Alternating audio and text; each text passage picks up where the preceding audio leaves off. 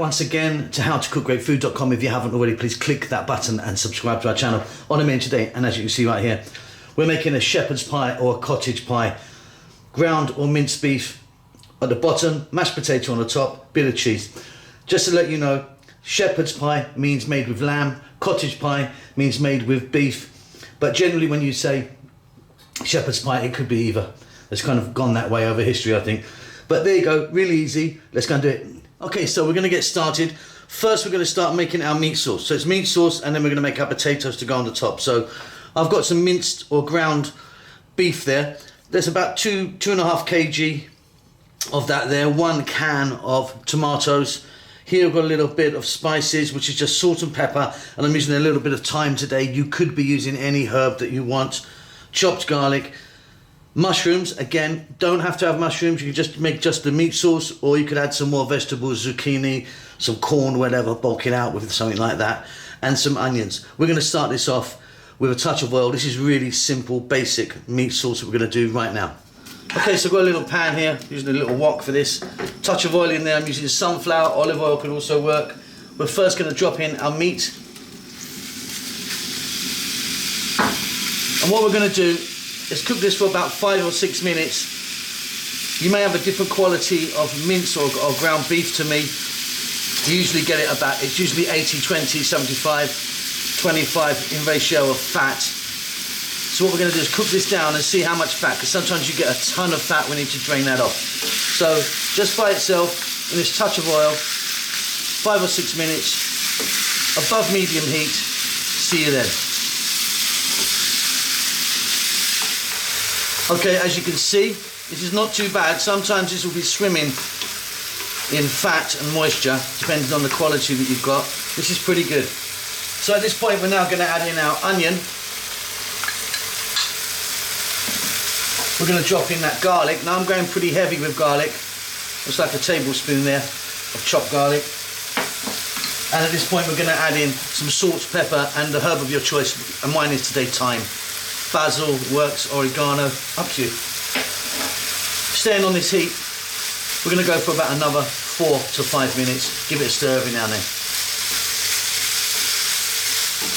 I forgot to mention, if you are adding some other vegetables like celery, carrots and things like that, hard vegetables, you want to get them in right now. I'm just using my mushrooms. So I'll see you in about 5. Okay, these onions are changing colour, doing their thing. The garlic's working, the herbs are in. Now I'm going to just add my mushrooms, fresh mushrooms, just drop them in there. And we're going to go for about another 3 or 4 minutes, just get a little bit of action on the mushrooms. Okay, looking good. Simply, we're going to add that 1 can of tomatoes in there. Going to sort of roughly chop them. We're going to lower the heat just to above a simmer. We're going to let this go for 5 or 6 minutes, and our meat sauce will be ready. Give it a stir every now and then. Okay, off goes the heat, and our meat sauce for the bottom of our dish is ready. Now you can see it's not over tomatoey. I've not added any tomato paste or puree in there. You can if you want. We're not trying to make a bolognese sauce here. It's just kind of, yeah, just slightly less tomatoey. I find a bit better. If you wanted a touch of chili in there, spice it up. Veg, like I say, you could be putting some olives in there, some sweet corn, as you wish. You can sort of bulk it out with whatever you like. We're keeping it nice and easy with the beef, the onions, garlic and mushrooms. That's our meat sauce ready. Let's move on to the potatoes. Okay, potatoes. What I like to do, and what I usually do, is I overcook the amount that I need. So I usually have a bit of extra left over. They're great for, like, you know, making fish cakes or potato cakes or something like that. So yeah, I'm going to use this amount. So load of old spuds. What we're going to do is peel them, chop them into little bits, then move on. Okay, there you go. Peeled. Just going to give them a little wash. Then they're going to go into a saucepan covered with cold water. Add some salt. Bring it to the boil. Then boil away. What we're trying to do is overcook them. We want it that when we put our knife in, it just falls straight out. Okay, cold water, just make sure that they're covered. Add some salt.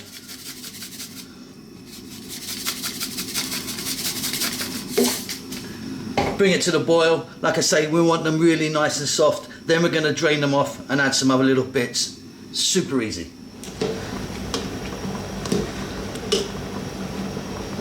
Okay, so while our potatoes are boiling away, I'll just show you this.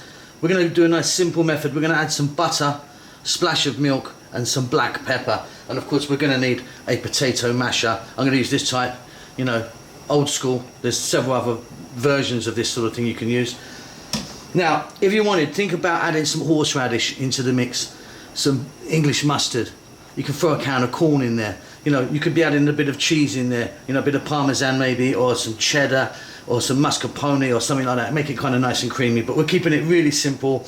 Butter, black pepper, splash of milk. Okay, let's take a look at these now. Super soft, that's where we want them to be. Just like that. Okay, what we're going to do is we're going to drain that water off. Let me turn that off. We're going to drain the water off and immediately put the potatoes back in the pan. Then we're going to start the process of mashing. So there you go, you can see our potatoes soft as hell. Look at them. They've gone to nothing. That's where you want them to be. First of all, you need to mash before you put anything in. Start mashing. So I'll be back in 2 minutes of arduous elbow work, getting in there and mashing away. Looking great. At this point, we can add in the butter. So you can sort of adjust this as much as you want. You can see how much I've put in there. Now, mash in the butter. That's going to melt in there beautifully. Black pepper, and don't be shy with black pepper. In that goes.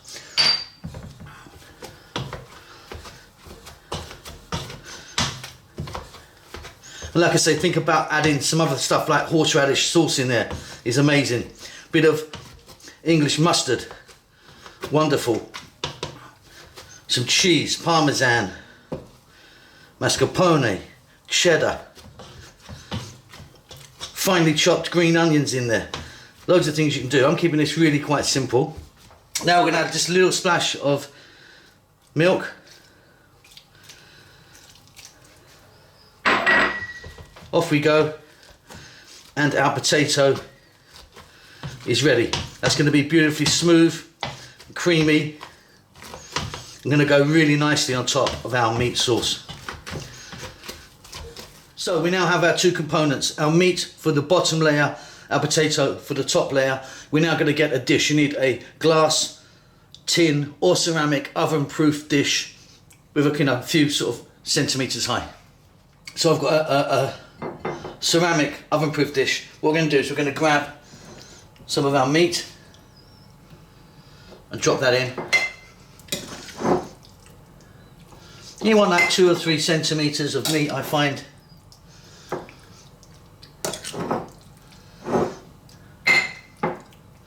That's great. Now we're going to switch over to some mash. We're going to drop that on. Again, another 2 or 3 centimetres, I like that. You can make it higher if you want.